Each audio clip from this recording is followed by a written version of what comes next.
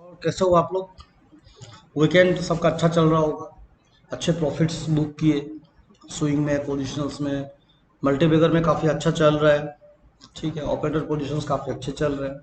तो वीकेंड में थोड़ा सीखते हैं कि ये जो थिन लाइन डिफरेंस होता है स्विंग पोजीशन में और मल्टीबैगर पोजीशन में, ये डिफरेंस क्या होता है, कैसे होता है, और इसको हम लोग किस तरह से प्ले करते हैं या फिर कर सकते हैं। ओके, तो एक छोटा सा डिफरेंस होता है दोस्तों, आप लोग ध्यान से सुनिएगा, आप लोग समझ जाओगे। अब मान के चलो, अब मान के चलो कि लेट से जब भी कोई बंदा स्विंग ट्रेडिंग करता है शॉर्ट टर्म में, मैं शॉर्ट टर्म की बात कर रहा हूँ, ठीक है। मल्टीबैगर थोड़ा सा लॉन्ग टर्म हो जाता है। शॉर्ट टर्म बोले तो क्या मतलब 3 month maximum 6 month, so 7 days to 120 days का व्यू में ये चलता है। एटलीस्ट 180 डेज भी कभी कभी होता है। ठीक है, सो जब 6 महीने के बाद हो जाता है तो फिर उसको हम लोग मिड टर्म बोलते हैं, और 2-3 साल के ऊपर हो गया तो फिर उसको हम लोग लॉन्ग टर्म बोल सकते हैं। किसी भी स्विंग पोजीशन पे या ऑपरेटर पोजीशन पे सबसे ज्यादा इंपॉर्टेंट क्या होता है पता है? सबसे ज्यादा इंपॉर्टेंट होता है आपका एग्जिट। ओके, स्विंग में एंट्री एग्जिट दोनों इंपॉर्टेंट होते हैं। मल्टीवेगर पे एग्जिट सबसे ज्यादा इंपॉर्टेंट होता है कि आपको कैसे और कहां पर एग्जिट करना है, प्रॉपर प्लानिंग के साथ। और ऑपरेटर पोजीशन में भी आपकी एंट्री और एग्जिट दोनों काफी सिग्निफिकेंट होते हैं, इंपॉर्टेंट होते हैं, बहुत ही ज्यादा वाइटल होती है। लेकिन इसको ज्यादातर लोग क्या करते हैं कि इंट्राडे की तरह सोचना स्टार्ट कर देते हैं, तो फिर वहां पर दिक्कत वाली बात हो जाती है। देखिए, इंट्राडे जो है वो दिक्कत वाली बात है, लेकिन ये दिक्कत वाली बात नहीं है। यहाँ पर थोड़ा सा प्रॉपर प्लानिंग के साथ करना पड़ता है, जो भी करना रहता है। ठीक है, बंदा पहले तो स्विंग या फिर ये मल्टीवेगर या फिर ये ऑपरेटर पोजीशन लेता है क्यों है?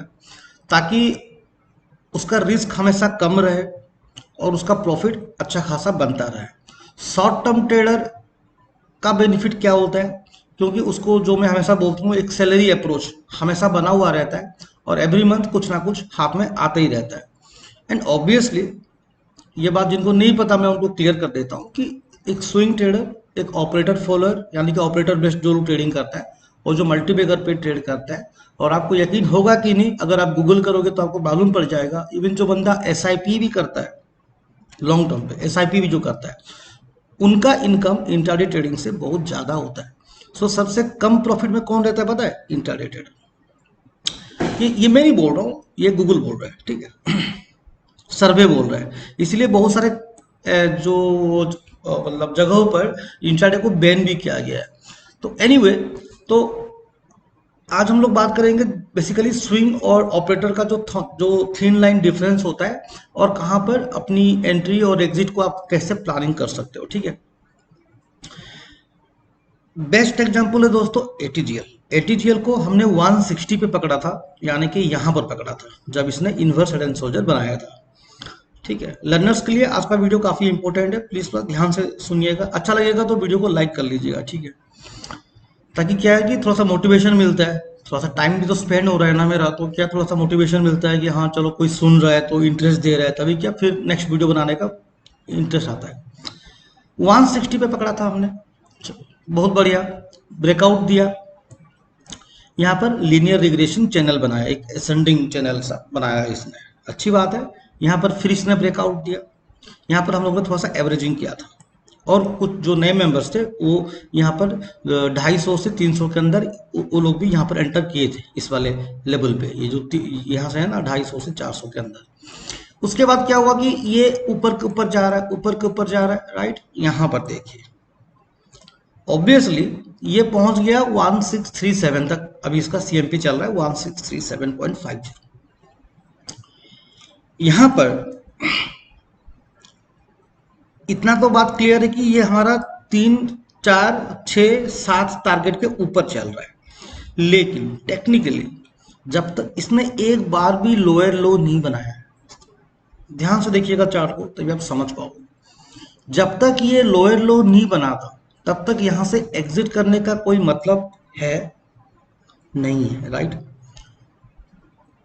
मैं हमेशा इसलिए बोलता हूं कि अगर आपके पास 1 लाख का फंड है और आप 10 पोर्टफोलियो बनाते हो या फिर 5 पोर्टफोलियो बनाते हो, let's say 20,000 20,000 20,000 20,000 20,000 on 20,000 on every trade. यहां पर अगर आपके दो ट्रेड भी अगर सही चल जाते हैं तो ये तीनों को तो चलना है, आज नहीं तो कल।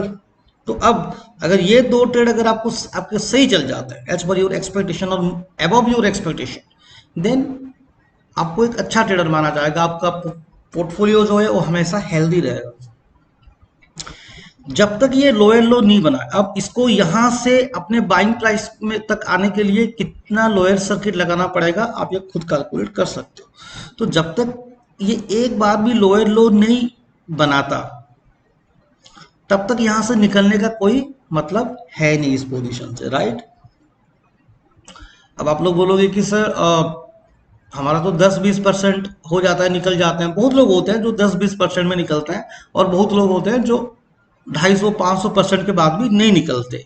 यूजुअली मैं हमेशा 185 से लेके 250 के बीच में निकलता हूं।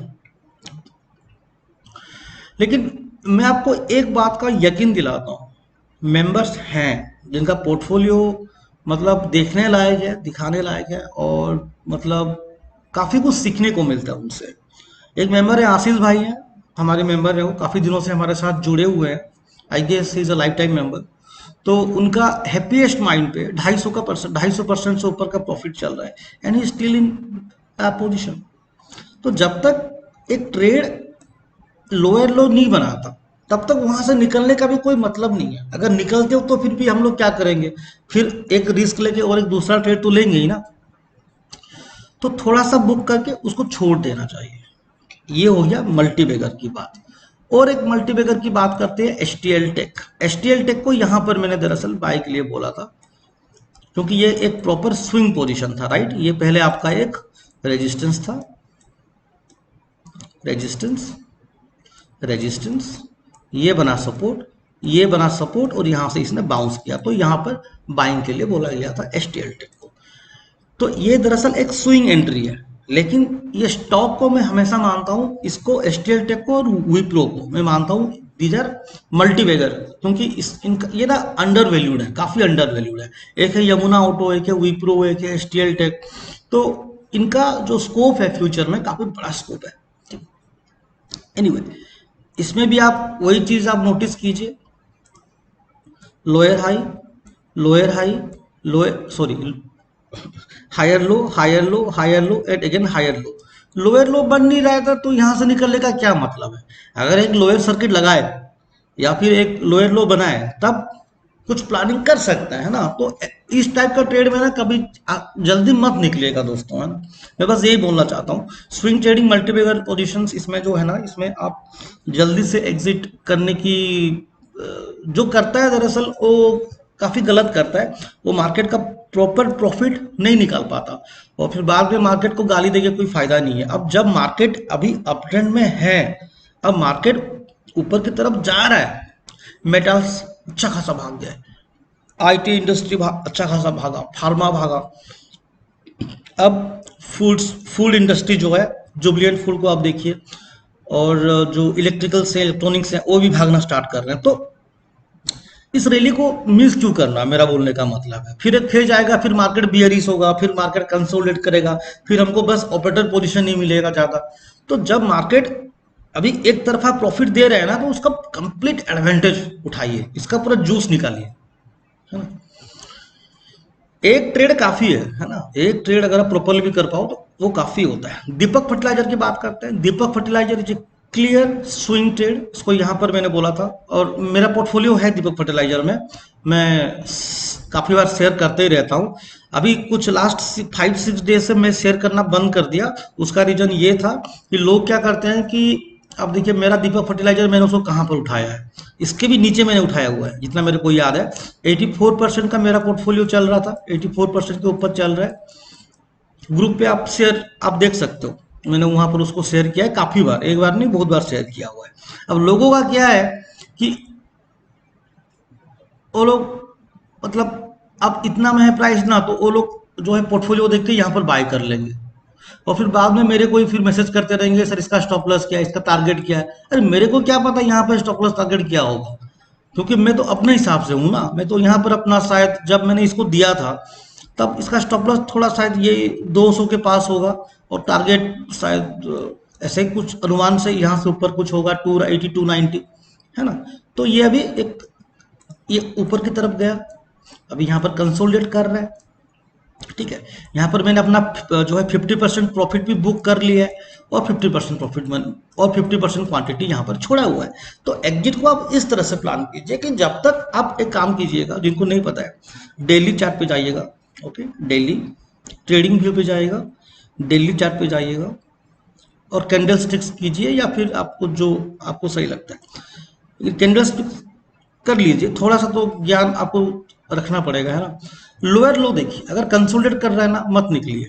हो सकता है अगर ऊपर की तरफ ब्रेकआउट देके भग गया तो, है ना। तो इसीलिए निकलेगा मत कंसोलिडेशन पे, है ना। जब तक ये इसके नीचे नहीं आता तब तक यहाँ से निकलने का कोई मतलब है नहीं। मल्टीबैगर पे लेकिन ये चीज काम नहीं है, ठीक है। ये लो आए ऊपर आए आपको वहां पर बैठे रहना रहता है। स्विंग पे लेकिन अगर ये लोअर लो बनाता है तब वहां पर आपको प्रॉफिट बुकिंग स्टार्ट कर लेनी चाहिए, ठीक है। अब इसके नीचे आता है तो 30% प्रॉफिट बुक कर लो, यहाँ पर नीचे इसके नीचे आता है तो फिर पूरा ही प्रॉफिट बुक कर लो, सबसे बेटर है ना। तो इस तरह से इसको प्लानिंग किया जाता है। लेकिन एक तरफा भाग रहा है तो उसको भागने दीजिए, निकलेगा मत। AWS सेल की ओर बात करते हैं। AWS सेल भी मैंने दिया था जब ये राइट आर्म बन रहा था। मैं हमेशा बोलता हूँ दोस्तों कि जब भागते रहता है ना, उसको मैं बोलता हूँ रेबिट, और जो भागने के लिए तैयार होता है उसको मैं बोलता हूँ बनी। बनी यानी कि जो रेबिट का बच्चा होता है, बेबी बेबी रेबिट, है। तो ये इसका लेफ्ट आर्म था, है क्लियर है, जो भी दिख रहा है क्लियर दिख रहा है यहाँ पे। लेकिन स्टॉक वाइज मेरे को आइडिया है नहीं ये स्टॉक का क्या मैनेजमेंट है, इसके फंडामेंटल पे मैं ज़्यादा ध्यान देता नहीं हूँ। किसी भी स्टॉक का फंडामेंटल पे मैं ज़्यादा ध्यान नहीं देता। उसके पीछे का रीजन बहुत ही सिंपल है। अगर मेरे को फंडामेंटल पे ध्यान देना रहता तो मैं एसआईपी करता। मैं एसआईपी सर कर भी रहा हूँ, एवरी मंथ छोटा छोटा अमाउंट का मैं एसआईपी करता हूँ। तो तब फंडामेंटल पे ध्यान देना चाहिए। लेकिन फंडामेंटल के लिए बहुत लोग हैं जो कि हेल्प करते हैं, तो फिर इस पे उनका कोई लेना देना है नहीं, है ना। यहाँ पर मैं ये नहीं बोल रहा हूँ कि ये यहाँ से रिवर्स हो जाएगा और एक हाई लाइफ टाइम हाई बनाएगा, ऐसा कोई बात नहीं है। लेकिन यहाँ पर अपनी एंट्री कहाँ पर हुई थी, ये जब राइट आर्म बना रहा था यहाँ पर, राइट, ये जो कंसोलिडेशन जोन है, मैं हमेशा कंसोलिडेशन पे ही एंट्री करता हूँ। जो लोग रिसेंटली कीरीज पे, टीसीआई पे ट्रेड लिए होंगे, क्योंकि वो तो फ्री में भी मैंने दिया था, पेड में भी दिया था, तो उनको पता होगा। स्नोमैन में भी मेरी एंट्री हमेशा कहाँ पर होती है, कंसोलिडेशन पे, ना कि जब भाग रहा हो।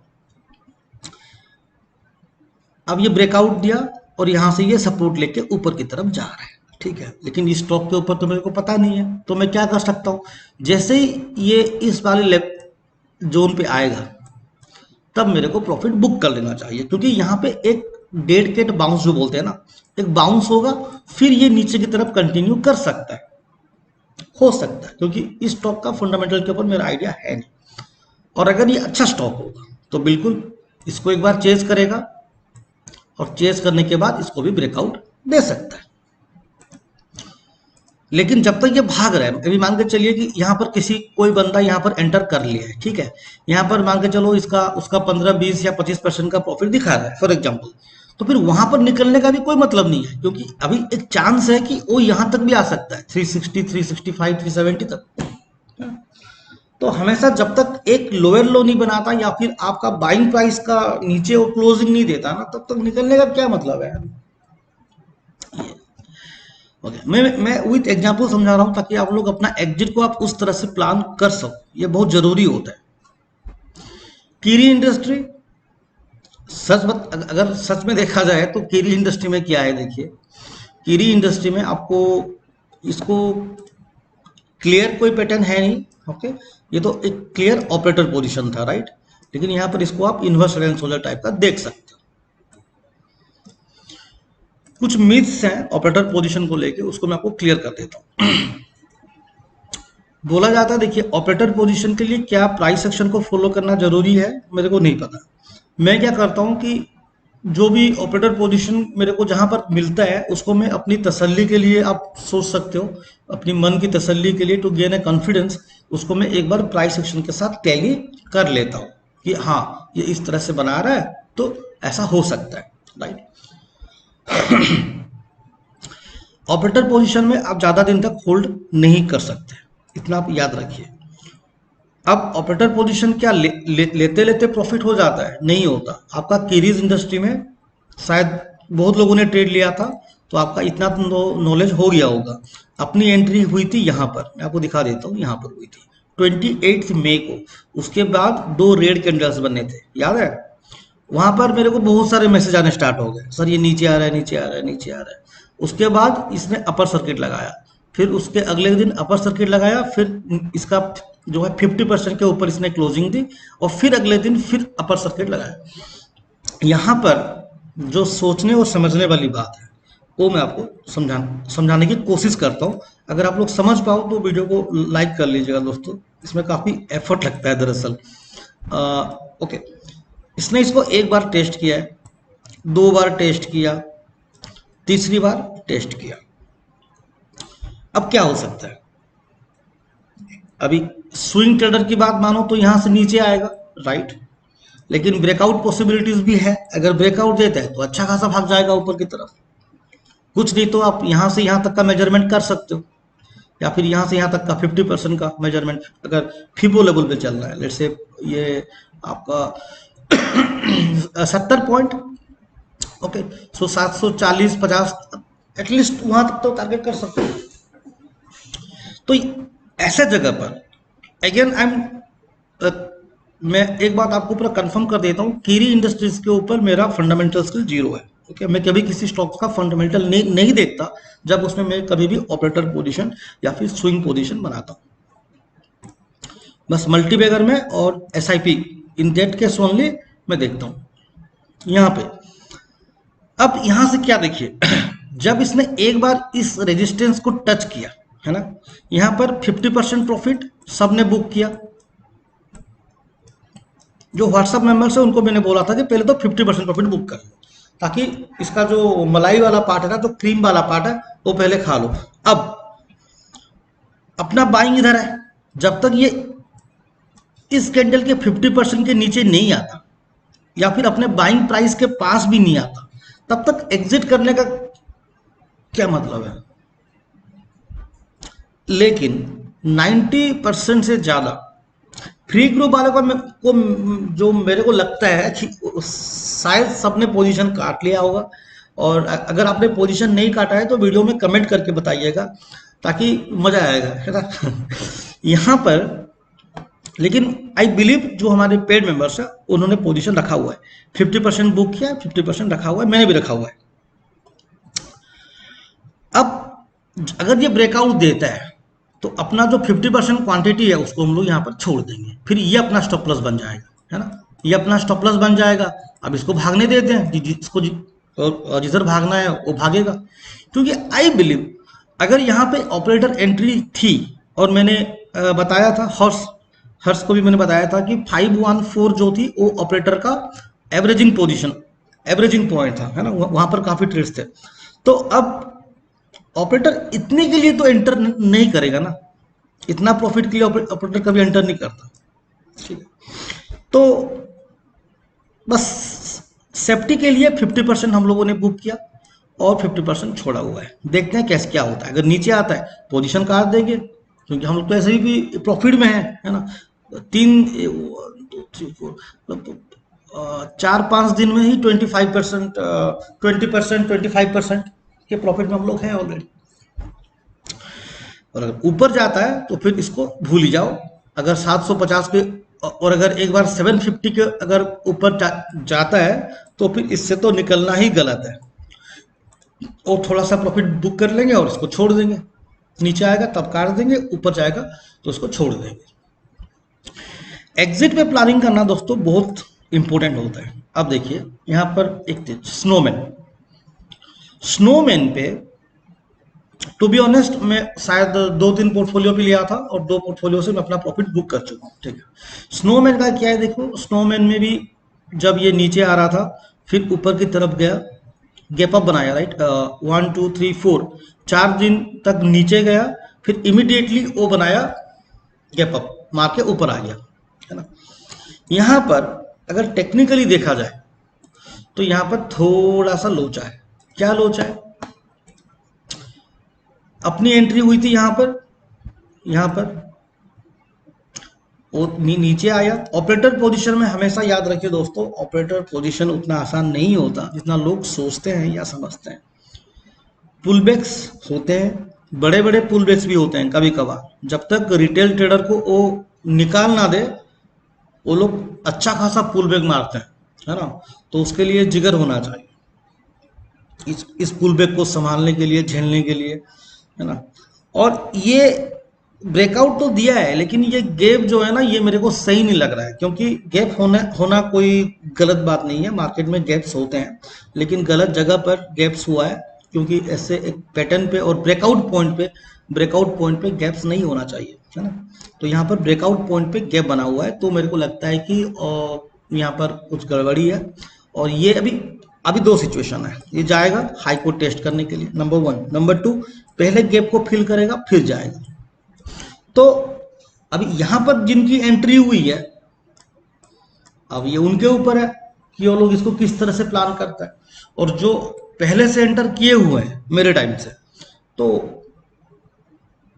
उनका तो प्रॉफिट चल रहा है, तो 60 के पास एक बार प्रॉफिट बुक कर लो, सिंपल सी बात है ना, कि बेकार का रिस्क लेना। ये हो गया दोस्तों, ये हो गया ऑपरेटर पोजीशंस के ऊपर कुछ मिथ्स हैं जो मैं आप लोगों को तो काफी कुछ क्लियर कर चुका हूं। बहुत लोग को ऐसा लगता है कि ऑपरेटर पोजीशन, आप जैसे कि देखिए कोई भी फ्री टूल से आप ऑपरेटर पोजीशन नहीं निकाल सकते हैं। जैसे कि आप मान के चलो जो मैकडी, आरएसआई, जो भी फ्री टूल्स होते हैं ना, उनके उसमें से आप कभी भी ऑपरेटर पोजीशन नहीं निकाल सकते। ऑपरेटर पोजीशन निकालने के लिए आपको डाटा को रीड करना बहुत जरूरी रहता है। प्राइस सेक्शन बस एक रेफरेंस है, price section is merely a reference, ताकि जैसे मैं आपको बताया ना कि बस एक दिल को तसल्ली मिले as a price section trader कि हाँ ये प्राइस सेक्शन के साथ मैच कर रहे हैं। लेकिन डाटा को रीड करना बहुत जरूरी होता है।